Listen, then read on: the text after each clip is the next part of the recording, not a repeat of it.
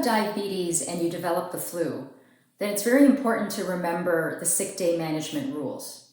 Number one, it is very important that you continue to test your blood sugars and do so on a more frequent basis, perhaps every 2 to 4 hours, so that you can watch for your glucose pattern. When one is sick, it is possible for the blood sugars to go very high, even though you're not eating and drinking on a regular basis. But at the same time, it's also possible for the sugars to go low, so therefore frequent testing is very important. You need to do your best to try to stay hydrated as much as possible, and when you are able to drink some fluids, try to include some fluids that may include little bits of carbohydrates in order to give you that energy. In terms of medications, there are certain medications that should be stopped temporarily if you're not able to eat and drink properly.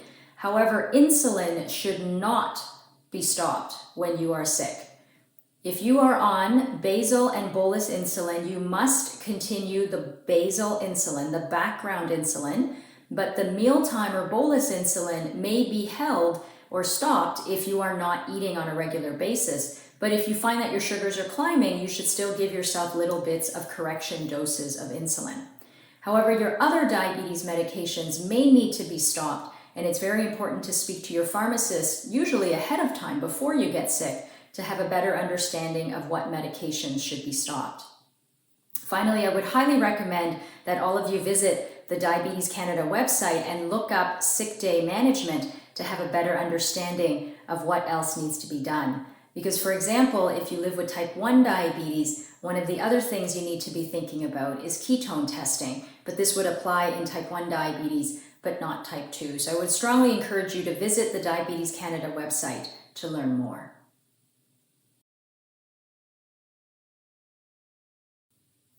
There are several different forms of diabetes out there, and most commonly we hear about type 2 diabetes as well as type 1 diabetes. So what is the difference between these two types of diabetes?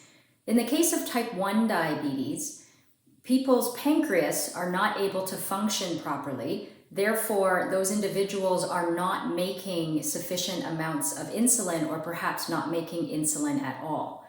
Therefore, it is imperative that people living with type 1 diabetes take insulin all the time, even if they're not eating or drinking, because their body is not able to make insulin on their own.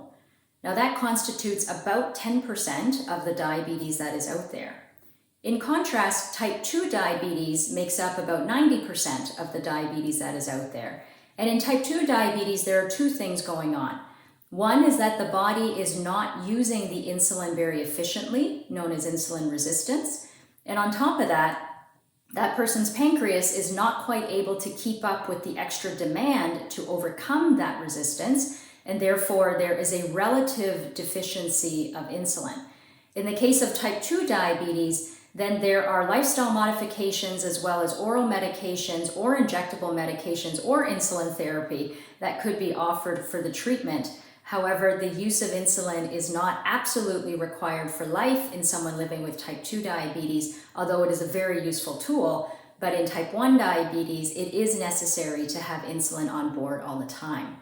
Now, things are not always that clear-cut, and you and your healthcare team will often need to have a conversation about which type of diabetes you have, and there may be some special tests that may need to be run in certain circumstances.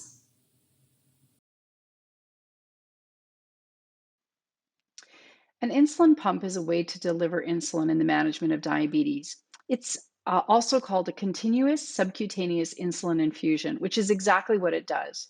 It's a small device that's battery operated that has a cartridge of rapid acting or mealtime insulin inside of it that is continuously delivered into the subcutaneous space to manage diabetes. So there are rates that are set in the pump that will control basal hyperglycemia, so the glucose levels between your meals. So they can be set at various rates for various times of the day to manage your glucose levels to keep them in your target range. And then the pump has, you can deliver your bolus insulin through the pump. So you may have, know what you're supposed to give. And so you just do your glucose level and you dial it in. You can also set in your pump an insulin carb ratio, so you can say how many carbohydrates you're going to have, and it'll help you calculate the dose. If you want to do a correction, you can add in your insulin sensitivity factor. So when you put in your glucose level, it'll tell you how much insulin to give. But the basic principle behind an insulin pump is that insulin is continuously infused.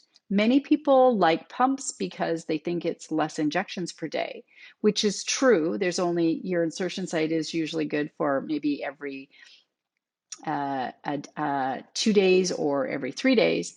But there is still a little bit of work involved to using an insulin pump. Your pump could be tubed, which means that there's a tube that goes into the insertion site from the pump, or it could be a pod pump. So there's a device that has a pod that's attached on the skin, so no tube, but both are programmed through the insulin pump device itself to be able to deliver the best basal rate for you, and then for you to be able to calculate your mealtime doses or bolus dosage and give what's appropriate for your glucose level.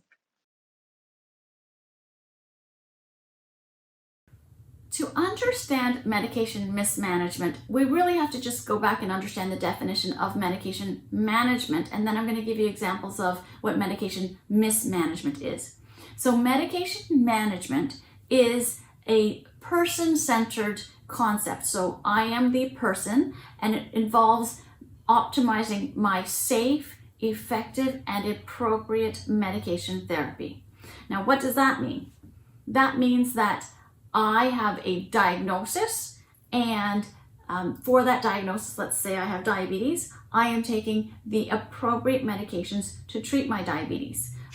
Medication mismanagement examples of it would be, for example, where I might be taking too much medication for my condition. So that might be an example of if I have pain and I'm taking too much medication for that to manage my pain.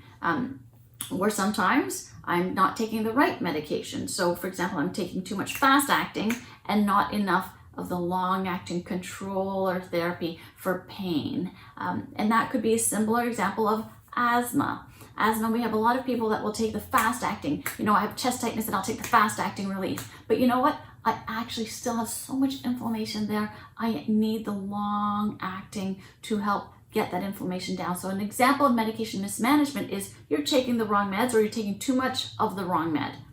Another example is where I have a diagnosis and I'm not taking enough meds. I'm not even taking medications for that diagnosis. So that would be an example of medication mismanagement. So let's say, for example, if we have diabetes and we also have chronic kidney disease and we're being treated only for our sugars of our diabetes, but we're not actually treating the chronic kidney disease. So we're totally missing treating an actual diagnosis. So that's an example of needing to make sure that every diagnosis we have, that we have the appropriate medication for that.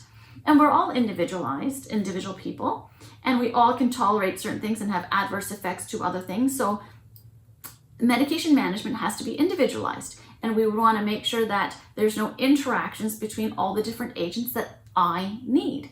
So who's responsible for medication management? Well, essentially every person who's taking more than, let's say, 1 or 2 or 3 meds should be making sure that you are responsible for your own care by seeking out care. So whether that medication management is done annually, and then you could choose who you want to do it with, right? So it could be your primary care provider if they offer that service. It does take time.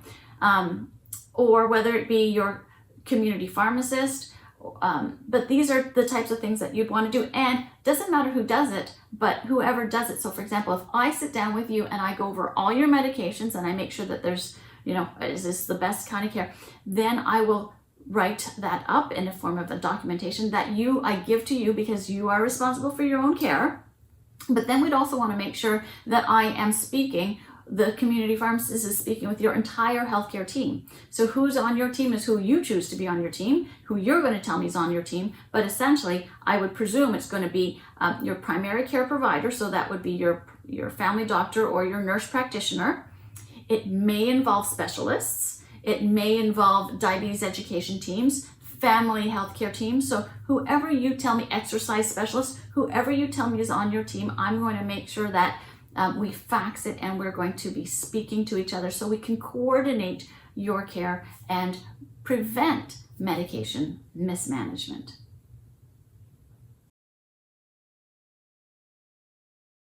You can save time and money by planning ahead. Create a shopping list with food items you plan on using for the week and avoid shopping while hungry. Shop the perimeter of the store for fresh produce. For milk and milk products, look for low-fat, fat-free, or reduced-fat choices. For meat, choose lean meat such as poultry and fish more often than red meat. Choose a variety of colorful vegetables such as dark green and orange. And a quick tip, vegetables in season are usually more affordable. Now, what about the inside of the perimeter? You don't have to skip it. You can find nutrition food items such as canned beans, which are a great vegetarian protein source. Try and choose low-sodium canned produce. Look for items such as whole grain cereals and bread with 3 grams of fiber per serving. Now, what about snacks? Plain popcorn and unsalted mixed nuts can be a great choice. Use food labels to compare between different brands and choose the one with less added sugar, less fat, and a higher fiber content.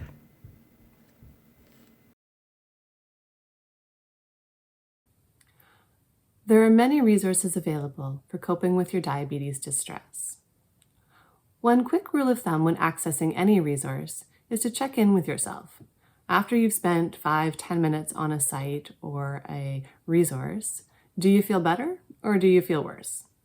If you're feeling better, that's probably one to keep on your list of places you want to visit. If you're feeling worse, probably one to avoid when you're not feeling at your best.